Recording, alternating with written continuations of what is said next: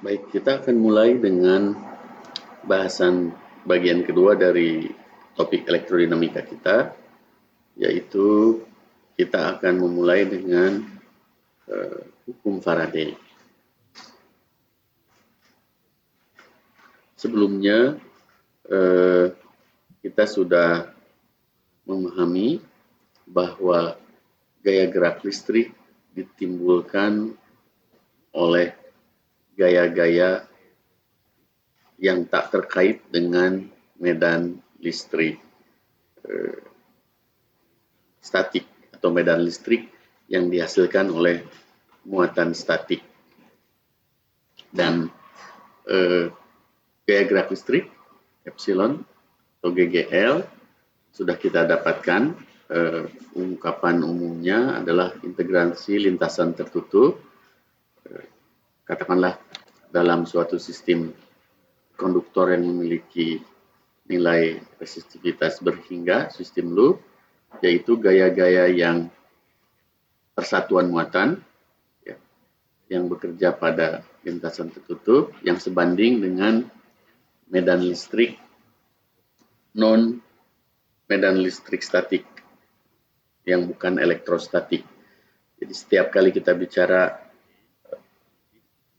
medan listrik statik, kita harus langsung mengingat sumbernya, yaitu muatan listrik stasioner atau muatan listrik statik. Nah, GGL ini bukan terkait dengan gaya-gaya listrik dari medan listrik statik tadi, tetapi dari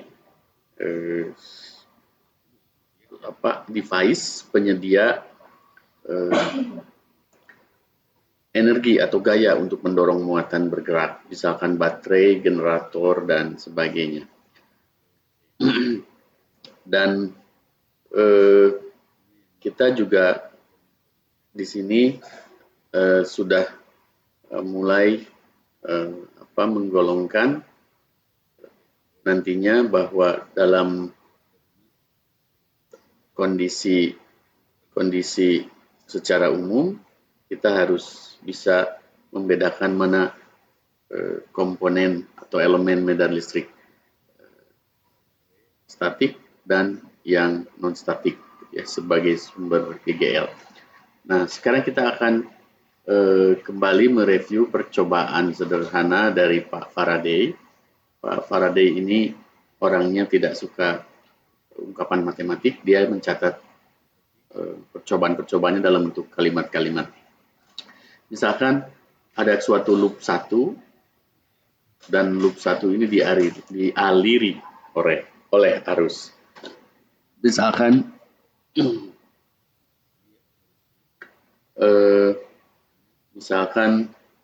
arusnya searah dengan jarum jam pada loop 1 sehingga muncul medan magnet B berarah dari, katakanlah dari kiri ke kanan.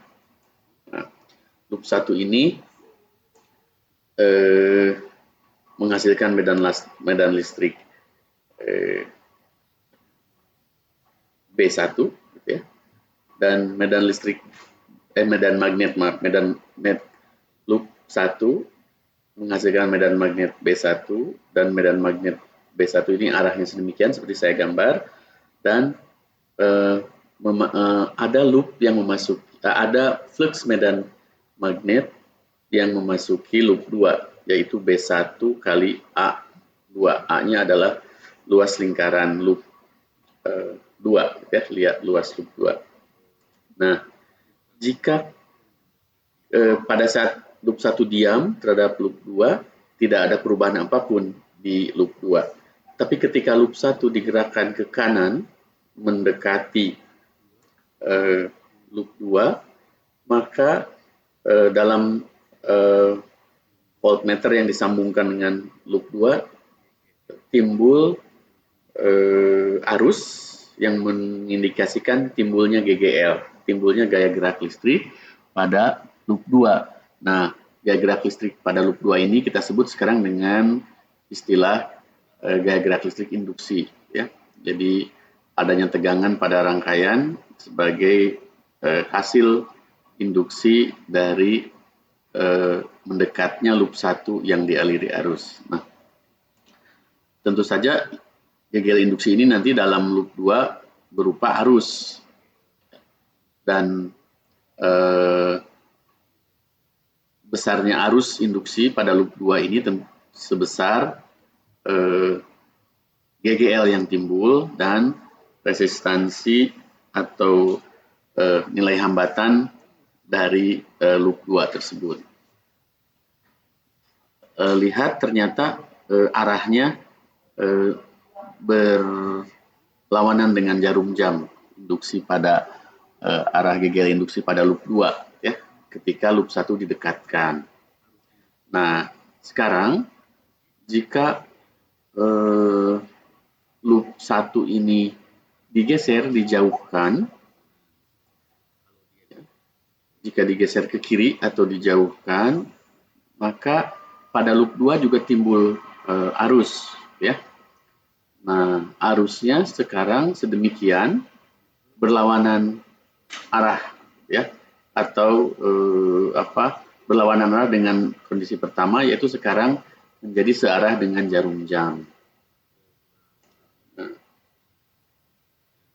Nah, dari sini kita bisa menyimpulkan bahwa GGL yang timbul pada loop 2 itu dipengaruhi oleh perubahan flux medan magnet yang menembusnya, yang menembus luasan yang dibatasi oleh loop 2 ini.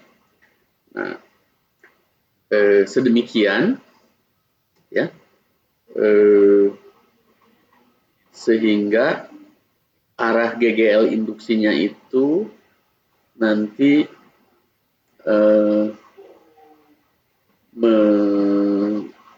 seolah melawan perubahannya. Mari kita lihat dari definisi flux magnet. Flux magnet Vm adalah B dot A atau BA cos theta. Theta adalah sudut antara vektor B dan A. Nah, dalam hal ini B-nya adalah B karena loop 1, A-nya adalah A pada loop 2. Kalau kita melihat komponen diferensial dari flux M atau deflux M, itu untuk kasus kita bisa tulis dB dot A karena A-nya tetap milik A loop 2 ya. Nah, kita melihat ada perubahan dan ada perubahan flux yang menyebabkan timbulnya arus. Itu barusan yang kita amati. Jadi perubahan fluxnya disumbang oleh perubahan B, perubahan nilai medan magnet, karena semakin mendekat ke loop 2 medan magnetnya membesar ya, dan kalau loopnya menjauhi medan magnetnya mengecil, sehingga flux medan magnet pada loop 2 juga yang kondisi pertama membesar, kalau dijauhkan menjadi mengecil. Nah, sekarang mari kita tulis ungkapan sederhana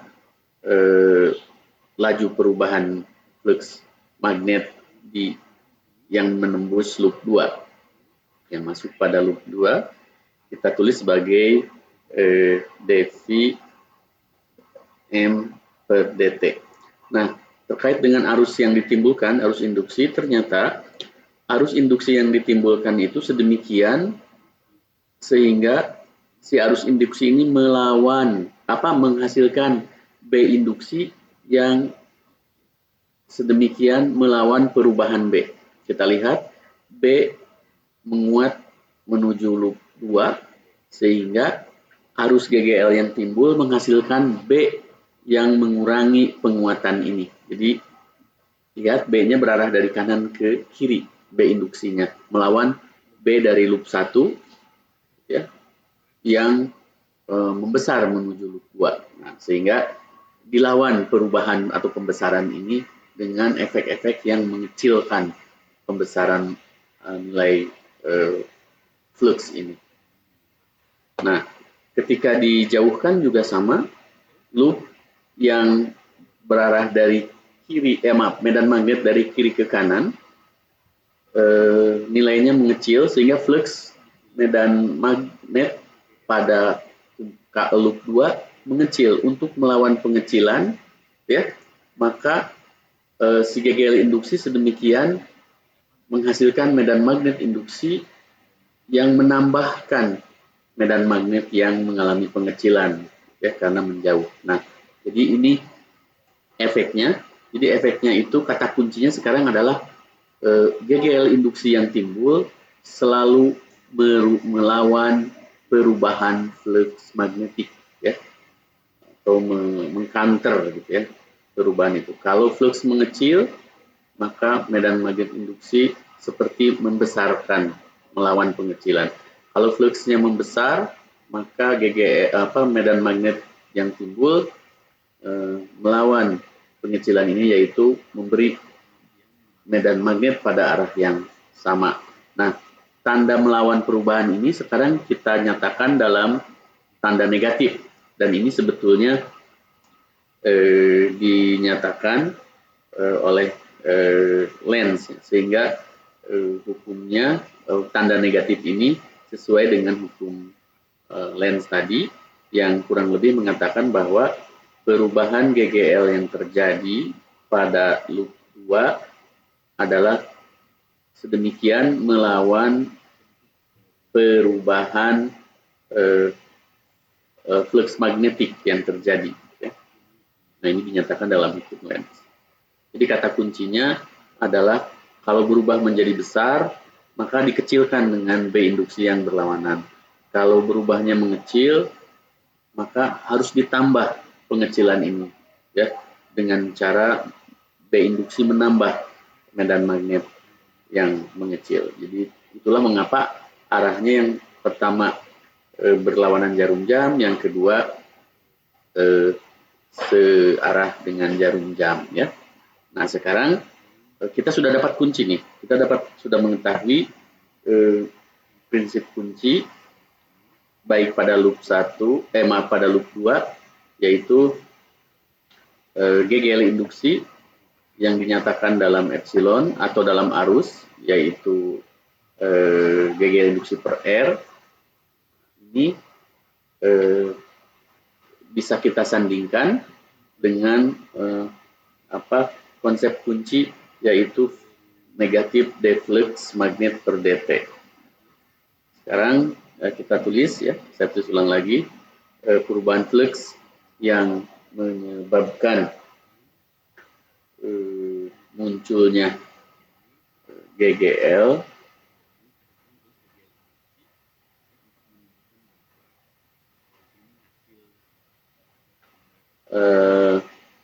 perubahan flux yang menyebabkan munculnya GGL induksi ini itu nanti terkait dengan, ya,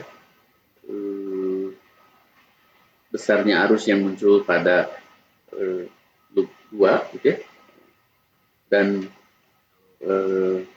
kita akan menulis dulu dua konsep. Yang pertama konsep perubahan flux magnetik terhadap waktu, dan yang kedua munculnya GGL induksi. Kita masih menuliskan GGL induksi sebagai integral lintasan tertutup dari medan listrik non stasioner, medan yang bukan elektrostatik, kita sebut saja dulu sebagai medan listrik GGL, integral lintasan tertutup dari E GGL dot.dl, ya. Nah, dan kita mendapatkan juga adanya flux perubahan medan magnet terhadap waktu, ya, yang menyebabkan munculnya GGL. Namun kita belum secara eksplisit membuat persamaan yang mengaitkan GGL dengan perubahan flux. Kita baru mendapatkan atau menghimpun fenomena perubahan medan flux medan magnet pada loop 2 menyebabkan munculnya GGL induksi ya pada loop 2. Nah, sekarang kita tulis yang pertama adalah pemahaman kita tentang gaya gerak listrik yang terkait dengan medan listrik non konservatif tadi ya. Nah, kemudian kita juga sudah menemukan fenomena perubahan flux medan magnet terhadap waktu ya, yang terkait dengan GGL, tapi munculnya GGL ini selalu melawan perubahan flux tersebut, sehingga perubahan fluxnya kita beri tanda negatif. Baik, untuk memperjelas, kita misalkan suatu persoalan di mana dalam suatu ruang terdapat medan magnet B yang arahnya menembus bidang kertas ya, menjauhi mata kita. Nah, medan magnet B ini dalam ruang misalkan memiliki batas, yaitu tidak mengisi seluruh ruang, tapi ada batas titik-titik vertikal, garis vertikal yang saya gambar.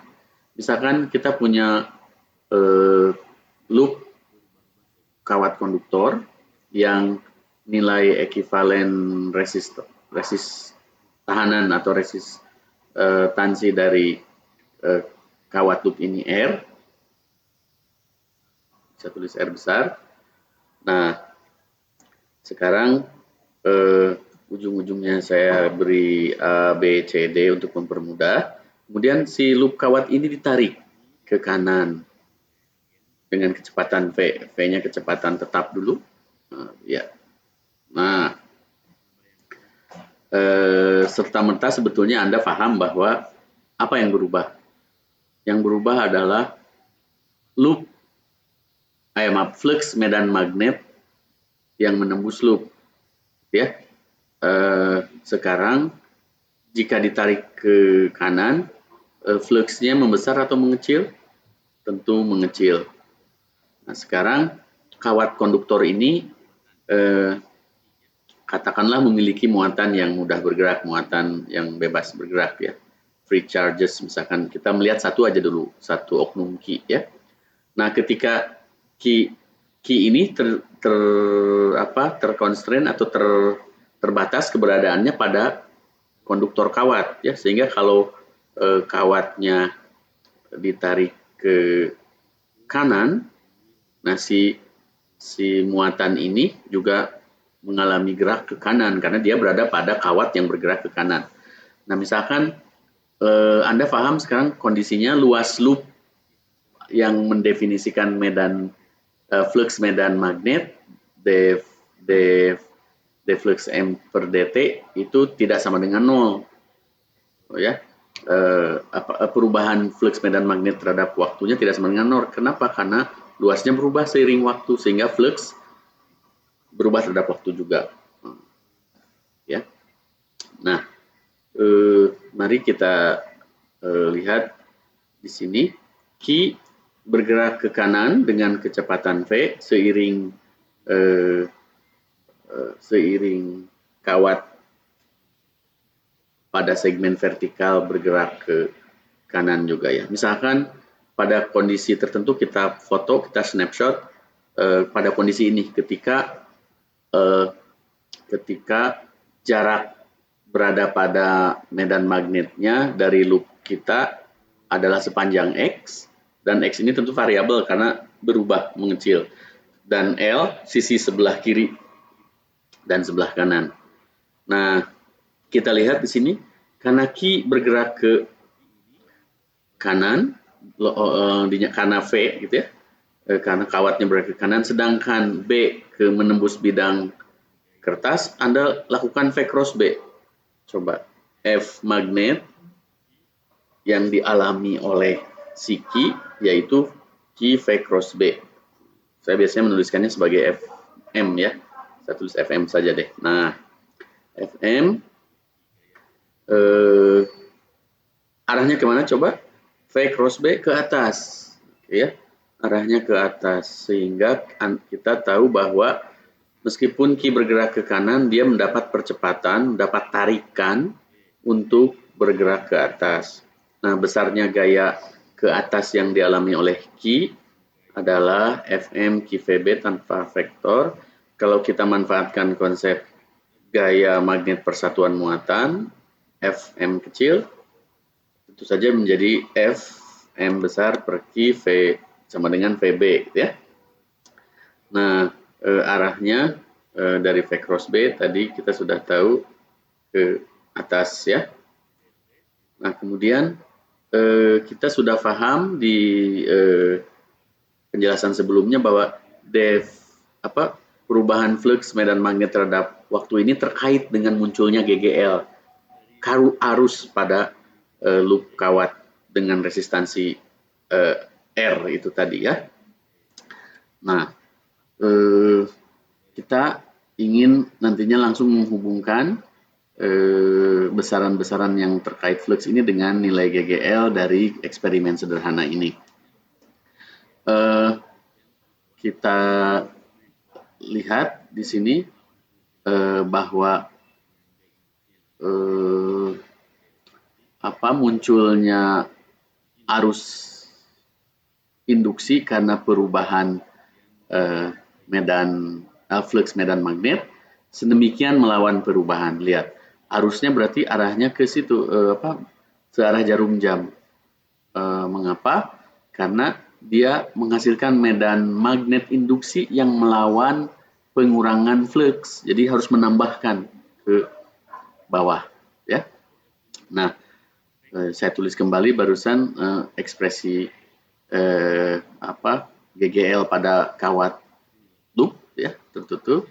Ini saya ingatkan kembali arah gaya magnet yang dialami Q ke atas, karena meskipun gaya yang dialami Q ke atas secara real pada kenyataannya si Q ini mengalami gerak diagonal, ya, karena gaya dia ditarik oleh gaya Fm ke atas, tetapi dia juga sebenarnya bergerak dalam arah horizontal ke kanan, ya, misalkan ditarik oleh tangan atau oleh agen penyebab.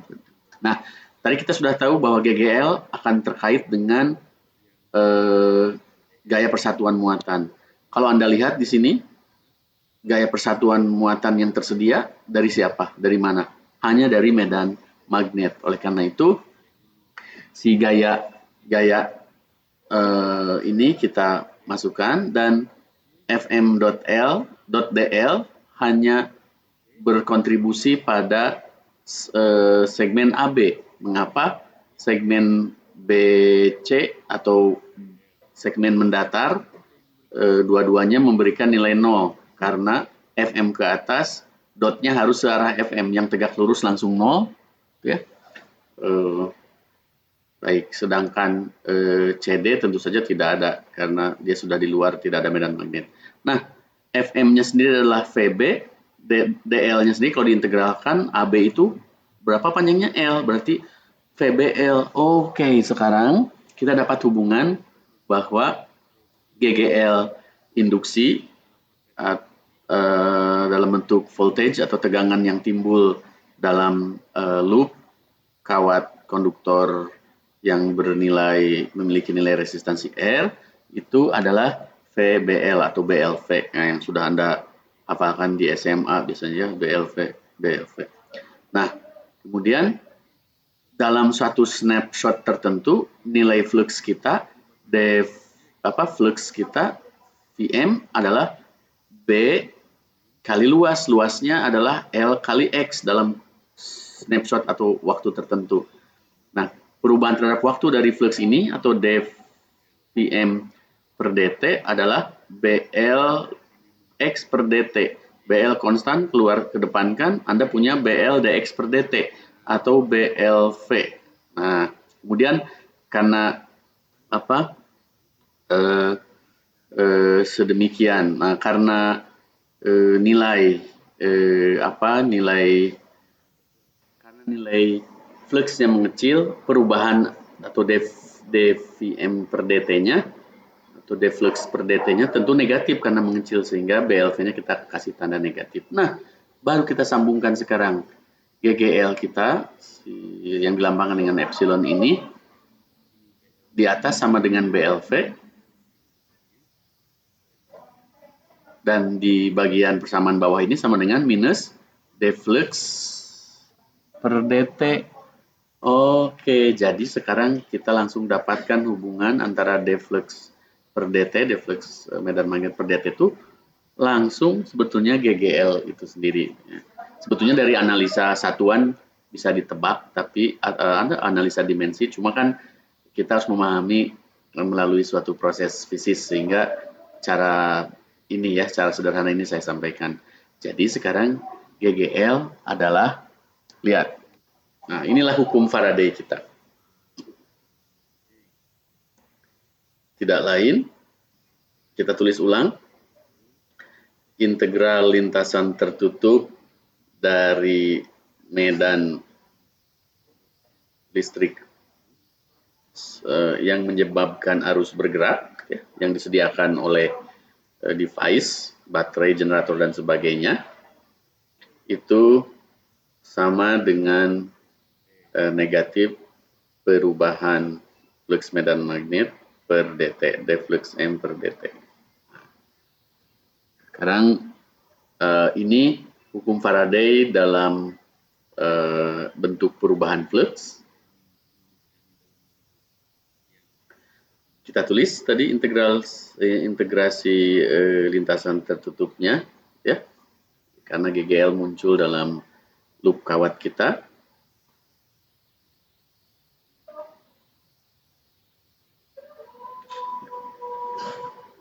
Ini sebetulnya dubbing ya, saya mengisi voice over karena suara aslinya di rekaman awal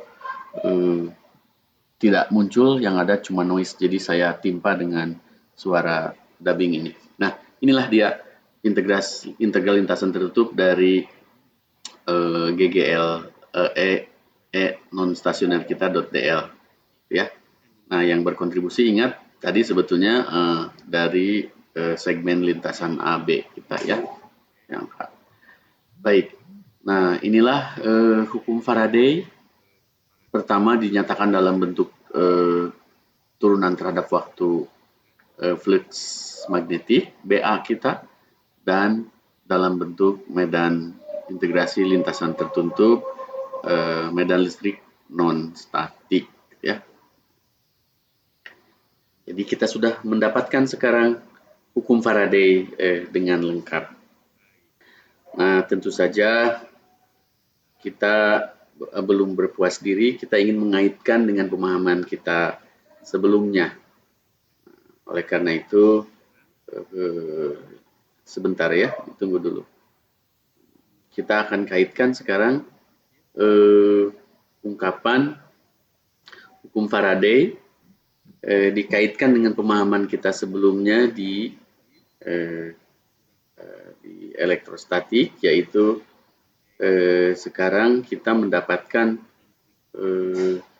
sudah bisa membedakan integral lintasan tertutup dari medan listrik statik selalu 0, tetapi kalau medan listriknya bukan yang statik, tapi medan listrik yang menyebabkan arus muncul atau muatan bergerak, ya, maka integrasi lintasannya akan menghasilkan GGL, ya. Baik, kita mulai tulis ulang. Integral lintasan tertutup EDL. E-nya tidak saya tulis lagi GGL karena saya sudah tekankan bahwa dia bukan lagi E elektrostatik, ya, tapi E apapun, ya, yang menjadi sumber, yang dibangkitkan sumber untuk mendorong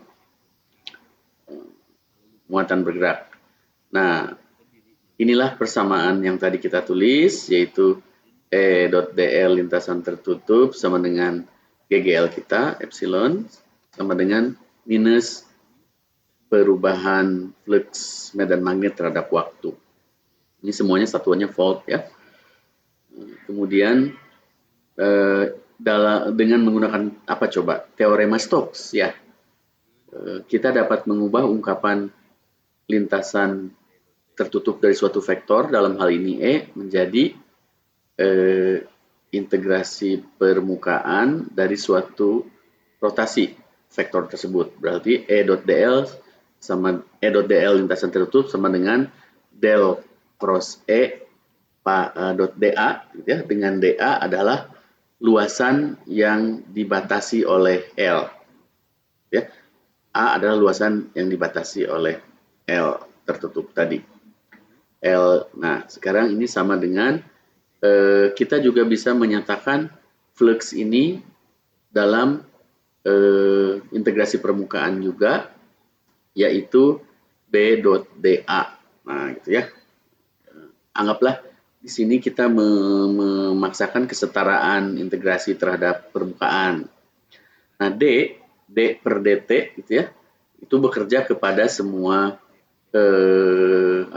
pada semua yang ada di sebelah kanannya, pada B maupun pada A. Nah, dalam kasus kita, katakanlah A-nya tetap, gitu ya, sehingga sebetulnya yang berubah adalah B. Nah, untuk lebih mengeksplisitkan ungkapan bahwa yang berubah adalah B dengan A tetap, tentu saja kita bisa tulis D per dt-nya ke dalam, bekerja hanya pada B dengan menganggap dA tidak berubah terhadap waktu, tentu saja dengan konsep do B do T ya, yang dari D per dt menjadi do T. Nah, jadi sekarang kita sudah dapat kesetaraan vektor dot dA dengan integral vektor dot dA dengan integral vektor dot dA. Nah, itu si E dot dl menjadi del cross E dot dA adalah dari teorema Stokes ya. Nah, kemudian karena setara kita bisa drop itu integratornya ya, dot dA-nya. Kita dapatkan integrannya saja, del cross E sama dengan minus do B do T. Nah, saudara sekalian, inilah sebetulnya tonggak atau penegasan sekarang yang sebelumnya saya sampaikan di kuliah awal elektrodinamika kita, bahwa medan listrik dengan medan magnet sekarang berhubungan, yaitu ini del cross E sama dengan do B do T. E-nya saya tulis di bawah secara lengkap sebagai fungsi ruang dan fungsi waktu. Ketika nanti B-nya bukan fungsi waktu, do B do T-nya tentu saja sama dengan 0, maka del cross E kembali lagi ke elektrostatik. Inilah hukum Faraday diferensial ya. Ini adalah hukum Faraday diferensial, sedangkan hukum Faraday integralnya jangan takut, itu di atas sudah ditulis, yaitu E dot dl sama dengan minus d flux per dt, gitu ya. Nah, ini penting untuk dipahami. Ketika B-nya berubah terhadap waktu, bervariasi terhadap waktu, dan laju perubahannya dari B tersebut ternyata sebanding dengan munculnya rotasi medan listrik, atau munculnya secara sederhana artinya medan magnet, perubahan medan magnet terhadap waktu menghasilkan medan listrik. Nah, itu. Ini contohnya misalkan dalam ruang, nanti dalam konteks yang sesungguhnya tidak harus selalu ada kawat ya. Kalau di dalam ruang ada B yang berubah terhadap waktu, misalkan kemudian Anda ingin meninjau dari suatu titik yang Anda ambil sebagai rujukan, titik tersebut misalkan berjarak R dari rujukan Anda, maka titik tersebut membentuk lingkaran E, gitu ya. Itu sebetulnya saya menuliskan E-nya pakai tanda panah, seharusnya belum ya, bergantung persoalan. Meskipun B-nya misalkan menembus bidang kertas, tetapi kalau mengecil membesarnya nanti menentukan kemana arah jarum, arah E-nya. Dan lingkaran atau rotasi ini bisa Anda buat di berbagai lingkaran pada B ya, bergantung keinginan Anda menghitung dari suatu titik di mana gitu ya. Baik. Nah, sekarang kita kaitkan kembali dengan elektrostatika. Ingat, di elektrostatika apa yang kita dapatkan? Del dot E sama dengan apa coba? Rho per epsilon 0. Ini langsung ditulis saja sebagai fungsi dari ruang, del dot E fungsi dari R. Nah, gitu ya. Oh, Rho RT. Belum. Del dot E dalam kurung R. Nah, gitu. Sama dengan Rho per epsilon 0. Sama dengan, kemudian yang kedua, del cross E, R untuk elektrostatik, itu sama dengan 0. Rho per epsilon. Nah, sekarang di hukum Faraday ini ternyata kita punya padanan yang lain, yaitu del cross E tidak sama dengan 0 karena E-nya fungsi juga merupakan fungsi waktu. Berarti mari kita lihat del cross E. Nah, R-nya sekarang ditulis dengan T-nya. R, T sama dengan minus do BR T. Nah, do BR, T. Nah, fungsi ruang, fungsi waktu. Nah, jadi pernyataan saya di depan bahwa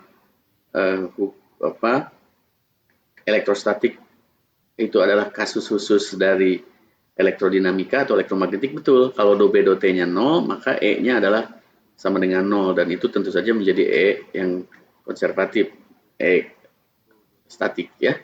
Nah, inilah hukum Faraday ketika del cross E sekarang sudah sama dengan do B do T dengan syarat B-nya merupakan fungsi waktu. Sehingga do B do T-nya muncul tidak sama dengan 0, berarti E yang muncul juga fungsi waktu. Nah, ini adalah hal yang penting untuk diingat. Nanti di berikutnya, kalaupun saya tidak menulis lagi E dan B merupakan fungsi ruang dan waktu, dalam kurung R, T-nya, ya Anda harus memahami bahwa dia merupakan fungsi waktu atau bervariasi terhadap waktu ya dalam pembahasan kita di elektrodinamika atau elektromagnetik. Nah, ini hal yang penting untuk selalu diingat, difahami, dan dijadikan dasar untuk menganalisa persoalan-persoalan, misalkan persoalan sederhana. Baik, nih sebelum saya tulis, Anda masih ingat kan? Di hukum Faraday sekarang menyatakan del cross del cross E sama dengan minus do B do T, bukan lagi 0. Kalau 0, medannya medan statik, elektrostatik medan E-nya ya. Nah, oke, ini buram nih. Del cross E sama dengan minus do B do T atau E dot DL gitu ya, sama dengan GGL kita yang sama juga dengan minus D flux per dt. Nah, ya, D flux medan magnet dVm per dt. Ini harusnya bisa diperjelas ya. Saya goyang-goyang itunya ini syutingnya pakai handphone ya, karena pakai video pakai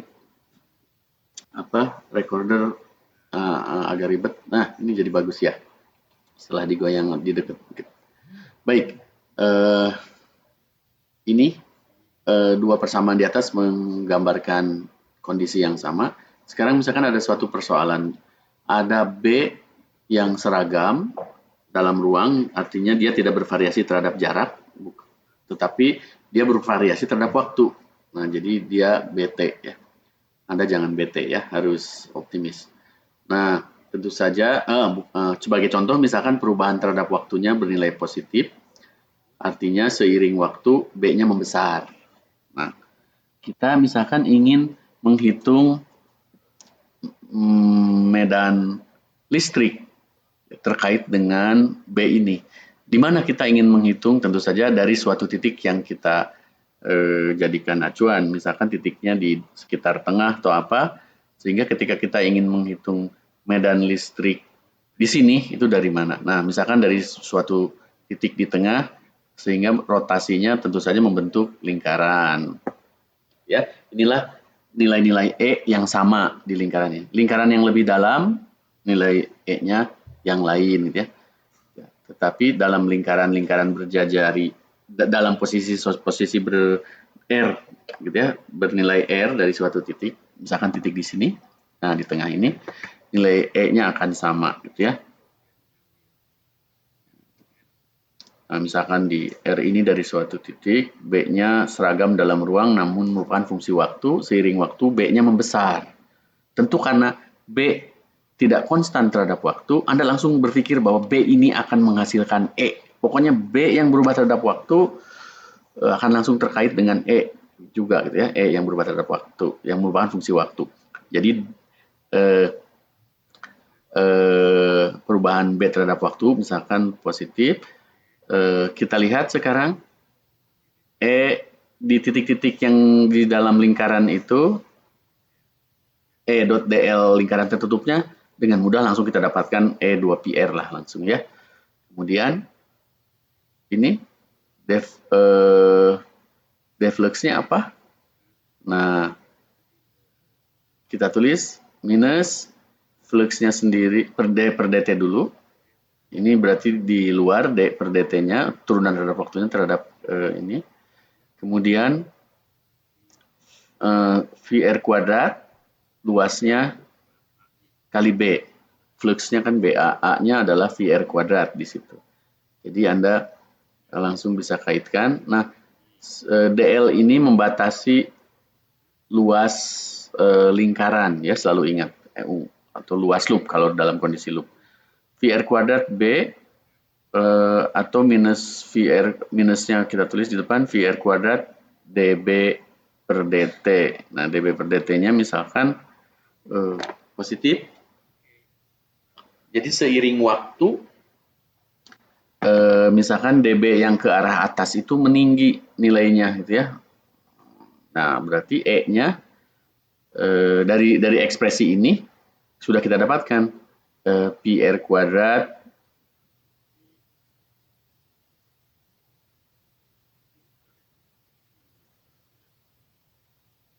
sesuatu yang besar, gitu ya, membesar, tapi ada nilai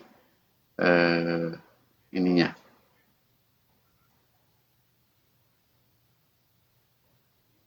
Di sebelah kanan ada PR kuadrat, di sebelah kiri ada 2 PR, Anda tinggal turunkan 2 PR-nya, Anda dapatkan R minus R per 2 ya. Jadi minus R per 2 dan arahnya negatif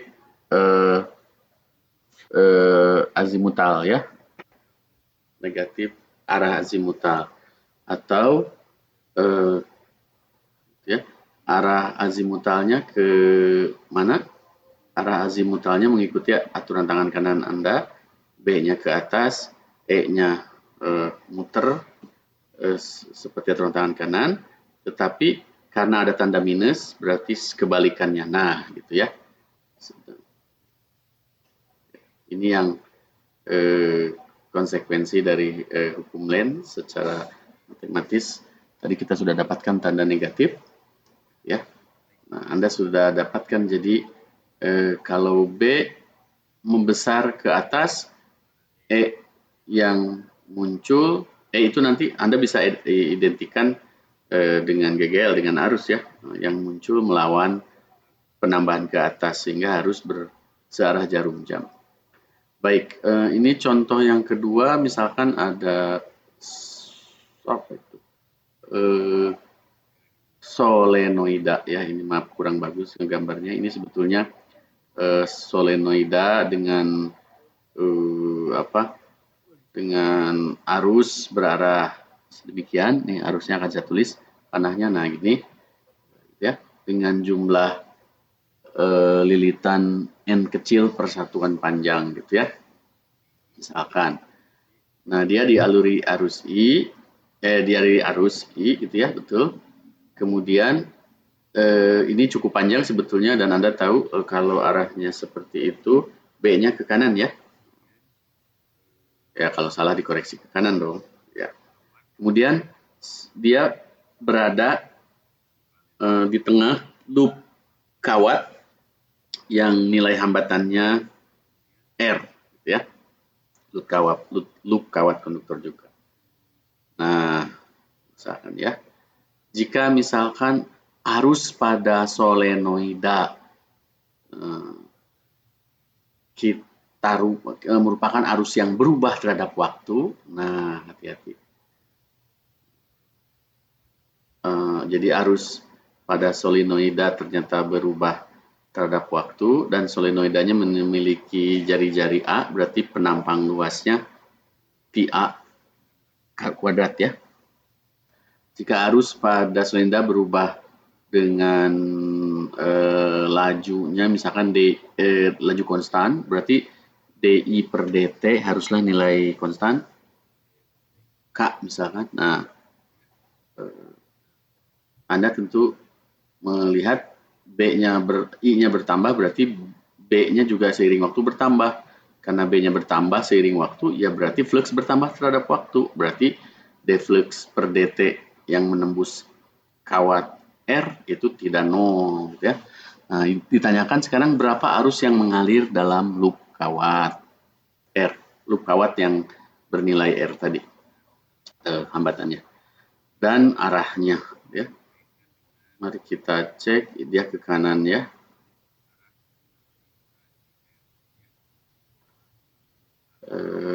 Ketika arahnya Anda boleh menggambar berawanan atau secara jarum jam pada loopnya atau mengatakan melintasi R dari kiri ke kanan atau dari kanan ke kiri ya. Nah, ini sederhana sebetulnya. Mohon maaf jangan tersinggung ya.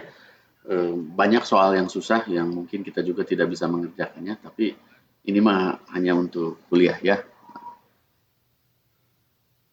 Baik, ya kira-kira ide Anda bagaimana? Tadi bekal-bekalnya sudah saya sampaikan. Saran saya pokoknya mulailah dari apa yang diketahui. Oh ini ada B berubah terhadap waktu, berarti flux berubah terhadap waktu. Anda langsung main hukum Faraday. Hukum Faraday nanti terkait dengan flux, berarti B A menjadi perhatian Anda ya. Kemudian juga GGL-nya dikaitkan langsung dengan negatif D flux per DT misalkan. Nah, begitu. Jadi semua modal selalu ada. Baik, hindari mati gaya ketika berhadapan dengan persoalan, yaitu kembali ke dasar. Kembali ke selera asal kalau iklan makanan. B di dalam solenoida tidak saya turunkan ya, dulu sudah di kuliah, yaitu B mu sama dengan mu 0 N kecil I.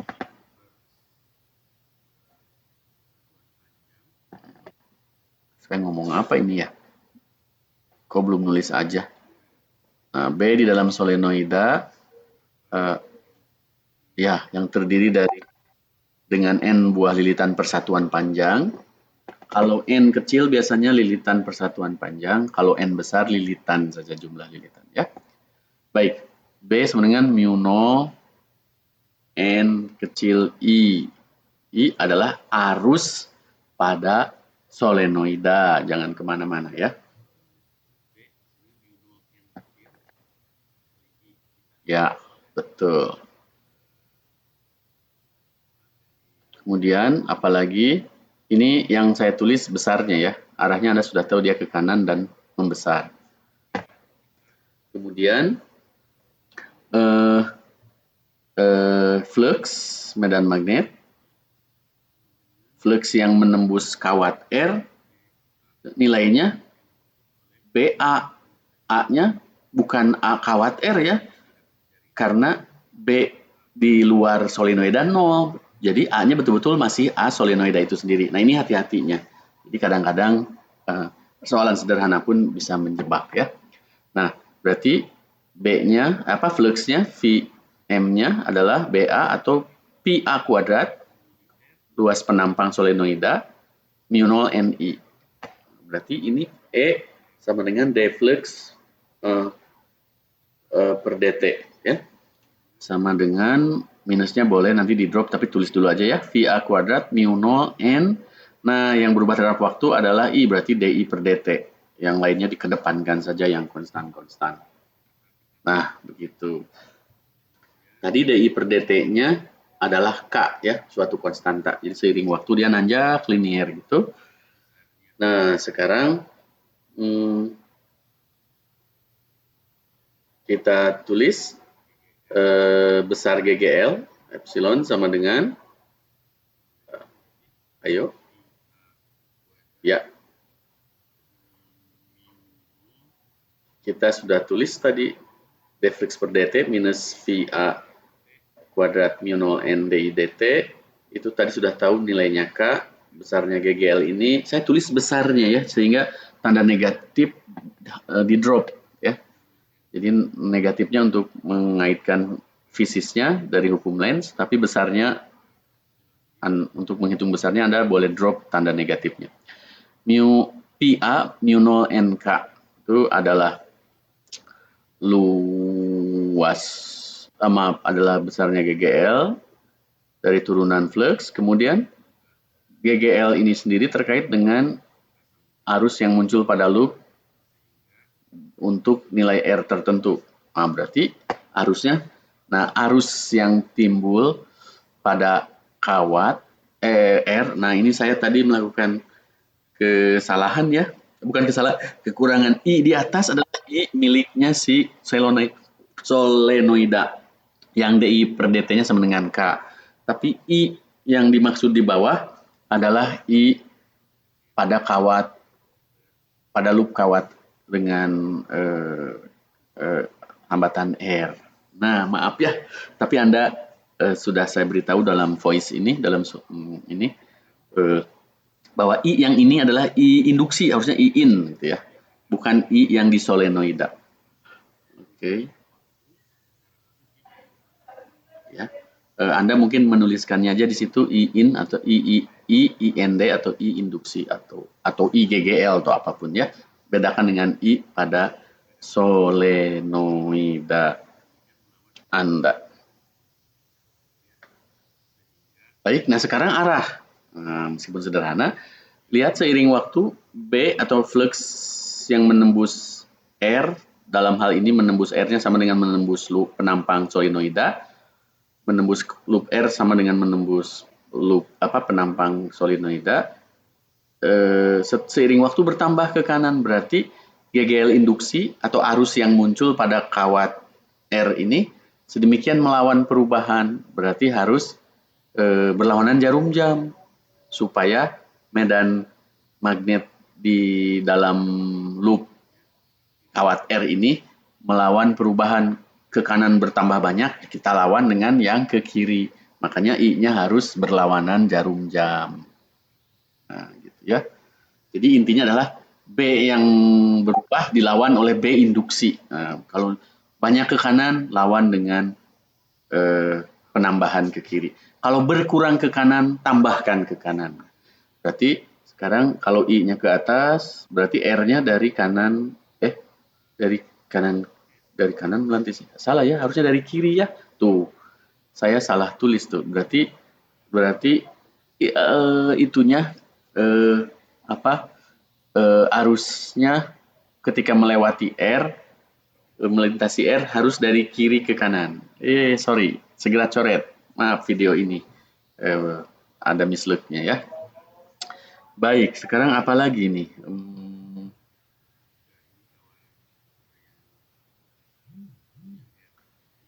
Oh iya, ada contoh kedua. Ini dari soal di Griffith. Soal di Griffith-nya di buku Griffith nomor bab 7 nomor 17. Jadi ceritanya itu ada kawat R yang seperti tadi, tapi sekarang si solenoidanya digeser ke kiri, misalkan dikeluarkan, kemudian kemudian dibalikkan lagi dalam arah yang berlawanan, ya. Bisa juga ke kanan, kemudian setelah itu dikekirikan lagi. Nah, kita ingin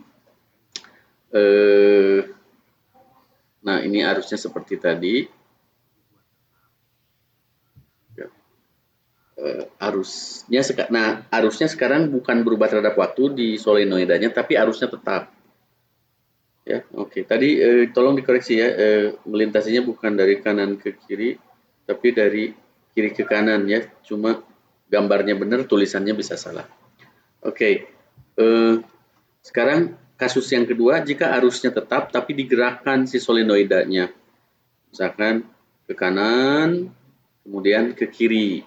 Tentu saja fluxnya berubah.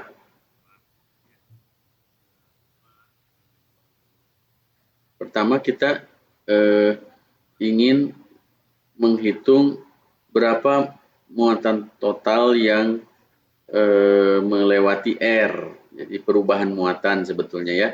Jadi adanya muatan yang karena ada arus yang melewati R, jadi ada muatan yang melewati R. Nah,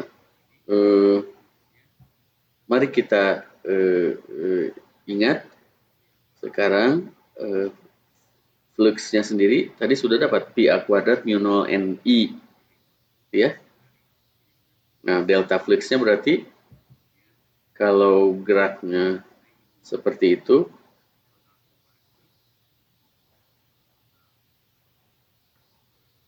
jadi total perubahan flux magnetiknya berarti 2 kali dari flux yang menembusnya ya. 2 pi A kuadrat mu 0 NI.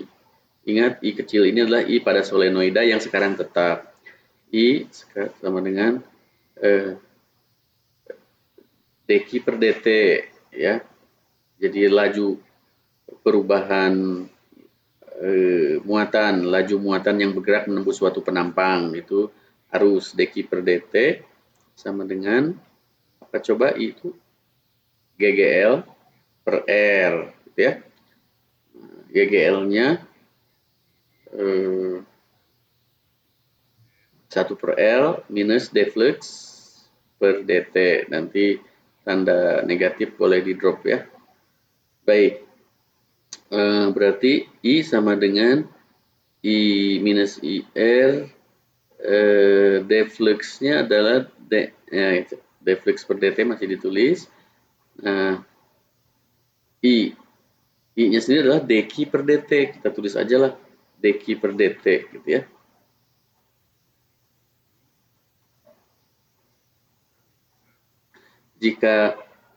Kemudian jika kita memperhatikan kondisi awal dan kondisi akhir terkait dengan nilai perubahan total flux 2 delta Vm, berarti sebetulnya kita punya sejumlah muatan delta Q yang melewati rangkaian R, artinya melewati R berarti ya. Nah, berarti dq per dt-nya di drop dua-duanya ya. Minusnya boleh ditulis, boleh enggak. Sekarang tidak sajalah karena besarnya yang kita hitung 1 per R dv gitu ya, d flux M. Maaf tidak ditulis besarnya. Atau dvm-nya itu sudah ada 2 pi A kuadrat mu 0 NI.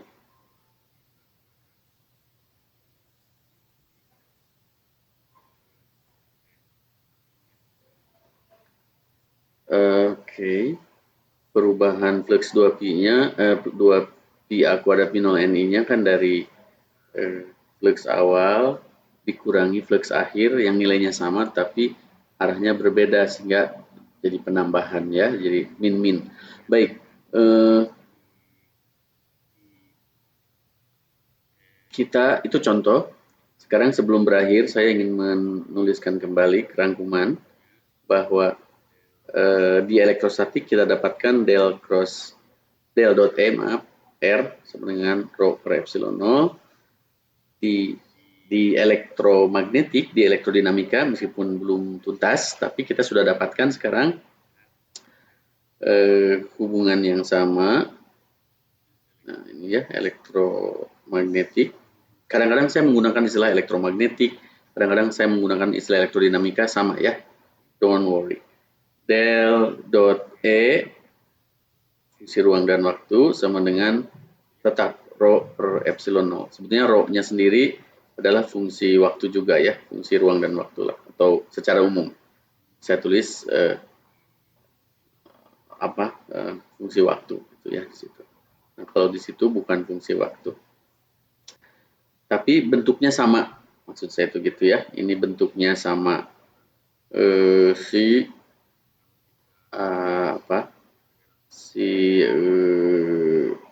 Hukum divergensi dari medan listrik sama dengan rho per epsilon 0. Nah, sekarang kalau elektrostatik del cross E sama dengan 0.